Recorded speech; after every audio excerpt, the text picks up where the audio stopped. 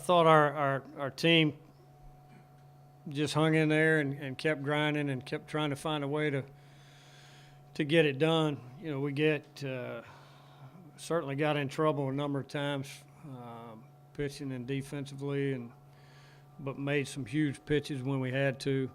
You know, Crump was able to get a big strikeout with the bases loaded, and then Henry Ryan coming in there in the seventh in a tie game, bases loaded, nobody out, and strike out, 2 pop-ups to get us out of the inning, and then turned right back around, and Doug led the next inning off the bottom of the seventh with a single, and we got a bunt to move him up, and then a big 2-out knock from Cole to take the lead. So solid performance from Gage Herring to start until the fourth. I thought, you know, couldn't tell whether he got tired, but you know, he was starting to miss location and didn't command the baseball quite as well. And once his pitch count got up, you know, Jason Hudak came in and gave us a solid fifth, and then in the sixth, he got himself in trouble, and,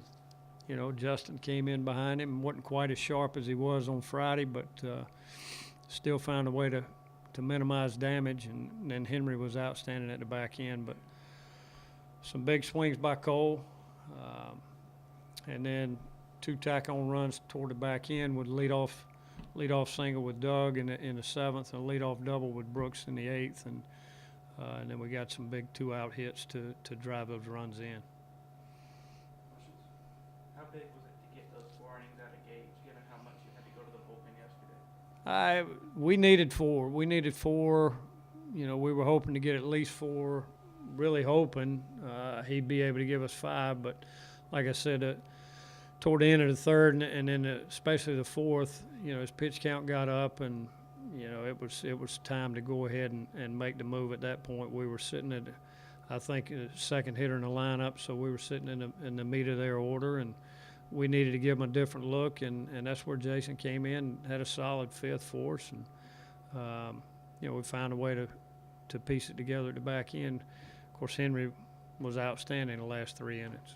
What did you learn about your team this weekend? You know, I think we're fairly tough. I think we're very versatile from a position player standpoint, and I do believe that we're gonna have a really, really deep pitching staff when it's all said and done. Once we get enough guys out there and they have opportunity to get their feet wet and gain some experience in different situations, I think, you know, we have a number of options to go to in the bullpen. Is this how you're going to have to win games this year, just battling, going back and forth, getting out of jams, not just overpowering people?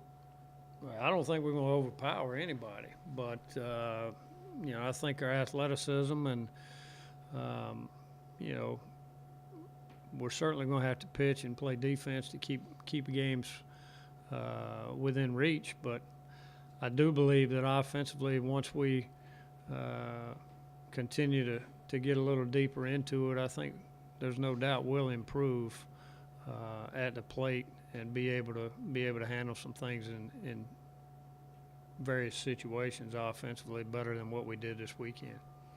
What adjustments did you have to make against Sanders? It seemed after the first time through, it was kind of lights out, and then you get into the bullpen, and you know, the offense picks up a little bit.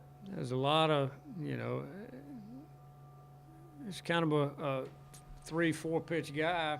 You know, it's fastball on both sides and change up, slider, curveball. The biggest adjustment we had to make was attack when the ball's in the zone, and you know, maintain our plate discipline. We just, first time through, we didn't have very good plate discipline. We chased some balls out of the zone and chased some balls early in the count and made some early pitch outs and gave him a chance just to sit out there and continue to roll through 5 on into 6. And, you know, we've got to do a much better job of seeing some pitches and maintaining plate discipline as we go through the course of the season.